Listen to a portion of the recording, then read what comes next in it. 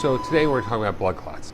Doctors I spoke to at HCA Florida say you could describe a blood clot as a gel-like clump of blood cells. In the right situation, they can be a response to a cut or wound, stopping dangerous bleeding.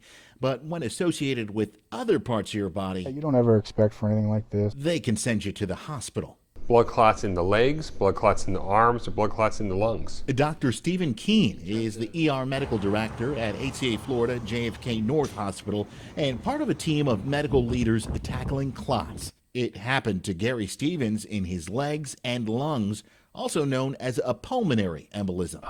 Luckily, we were able to coordinate with our cardiology colleagues to get his pulmonary embolism taken care of. 3 hospitals within the HCA Florida network are deeply involved in the diagnosis, treatment, and care for patients suffering with blood clots. These cases are part of a larger push that came with the passage of the Emily Atkins Prevention Act earlier this year.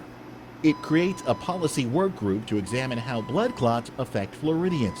The same 3 HCA Florida hospitals are involved. Collaboration at its best. We get to work with vascular surgery and make sure that they're on board to take care of the origin of the PE, which is usually a clot in the deep veins. That's where Stevens' issues started. He says his clots came out of the blue. I'm physically fit. I've played sports at top tier levels of college and after, and I've never had any health issues, so this is very shocking to me.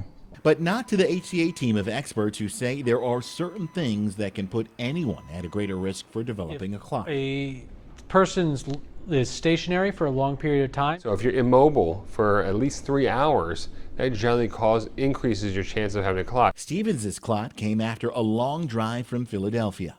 Within 3 or 4 days of getting here, I just had immense amount of pain in my right leg. He almost immediately went to get it checked, and days later, he was in the operating room. They just basically said it's a great job coming in. Glad you responded quickly because it could always develop into something worse. Fast forward, he's on the mend and on the move. In Palm Beach County, Chris Gilmore, WPTV News Channel 5.